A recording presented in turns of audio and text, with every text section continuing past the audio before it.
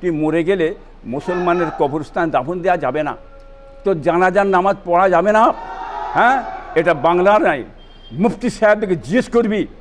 হ্যাঁ, কারণ যে কাজ করে সেই কাজ অনুযায়ী তাকে ফতোয়াটা দিতে হয়। কি ময়না, একটু কষ্ট হচ্ছে?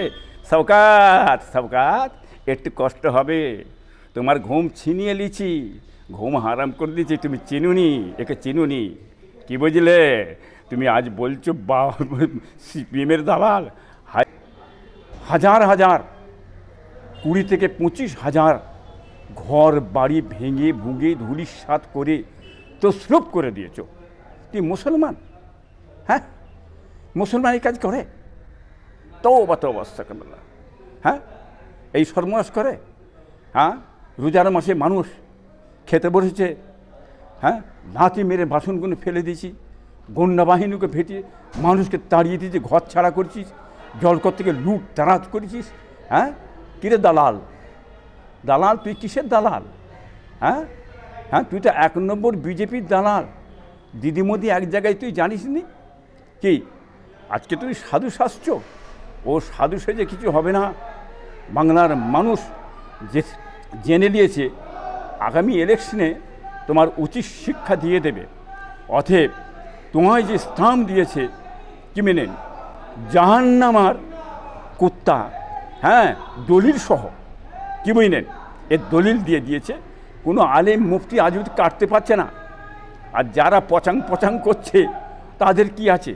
আর তুই যে কত বড় কাফের, তুই যে বাচ্চাটা, তুই যে নিজে বাচ্চাটা কাফের, কাফের বাচ্চা তুই, এটা বাংলার মানুষ ধরে ফেলেছে।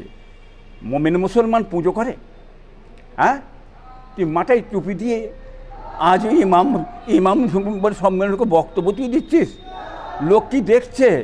হয় দেখ, সেই কাফেরটা, কাফের ওই বাচ্চা কাফেরটা কি বলছে দেখ। হ্যাঁ, ও আবার পুজো করছে, আবার ঢোল বাজাচ্ছে, হ্যাঁ, আবার নাচছে, কি বলেন, আবার পুজোর প্রসাদ খাওয়াচ্ছে। হাই রে কাফের, কাফের, কাফের। এই দলিলটা কাটতে কেউ পারবে? তোকে কাফের বললুম? হ্যাঁ, কাফেরের ঠিকানা কোথায় জানিস? জাহান্নাম। হ্যাঁ, যে প্রকাশ্য তুই কাফের, তুই তো প্রকাশ্য কাফের, লোক দেখেছে। তোর ঠিকানা তো কোথায়? তোর ঠিকানা তো হচ্ছে জাহান্নাম। তুই মরে গেলে মুসলমানের কবরস্থান দাফন দেওয়া যাবে না, তোর জানাজার নামাজ পড়া যাবে না। হ্যাঁ, এটা বাংলার নাই, মুফতি সাহেবকে জিজ্ঞেস করবি। হ্যাঁ, কারণ যে কাজ করে সেই কাজ অনুযায়ী তাকে ফতোয়াটা দিতে হয়।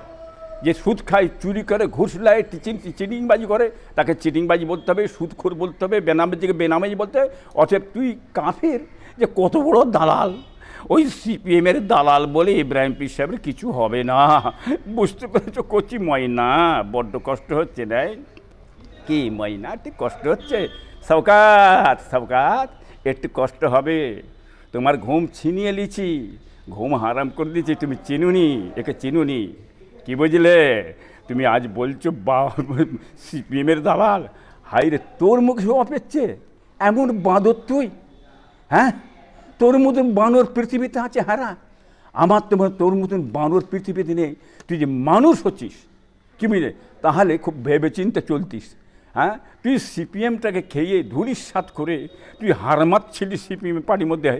হারমাত বাহিনী ধ্বংস করে দিয়ে আজকে ঢুকে আজকে কি করতে চাইছি? হাইরে বোমবাঁধা, বোমবাঁধা শওকাত। তোকে ওই জন্যে মমতা ব্যানার্জি সাহেব বলেছে তুই বোম বাঁধছিস। ওতে বোমবাঁধা, হ্যাঁ, কাফের, কি জাহান্নামার কুত্তা, বোমবাঁধা কাফের জাহান্নামার কুত্তা। এই দেখ, লকআপটা তো জিতেছে রে, এ লকআপ আর কোনো দিন যাবে না। হ্যাঁ, বুঝে শুয়ে চল, এখন তো বুঝে চল, এখনও বুঝে চল, মাথা ঠান্ডা করে চল। তোমার পার্টির 12টা বেজে যাচ্ছে। মমতার পার্টির যে 12টা বেজে ধ্বংস করে তুমি অন্য খাদে যাবে, অন্য দলে যাবে, সেটা আমরা জানি, আমরা ভালো জানি। আমি তুমি এখান থেকে কোথা বেরিয়ে যাবে, তোর একটা জায়গা যাবার রাস্তা আছে, সেই রাস্তাটা আমি জানি, সেখানে ছাড়া তুই বাঁচতে পারবি না। সেই জায়গায় ঢুকলে তোর জান বাঁচবে, তাই তুই জানে মরে যাবি। সেই জায়গা তোকে যে ঢুকতে হবে। তুই আর দালালির করবি নি। কত দালালির করছিস রে? হাই রে, কিসের দালাল জানিস নি? এতদিন ধরে মানে বামপন্থী দালালি করে খেয়ে তাকে ডগে তুলে দিয়ে চলে গেছো।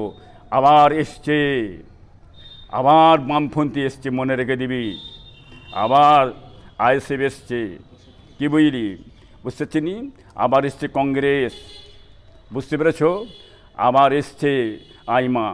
এই চারটে যদি একসঙ্গে হয়, হাই রে শওকাত, কোথা ঢুকবি, যাবি কোথা?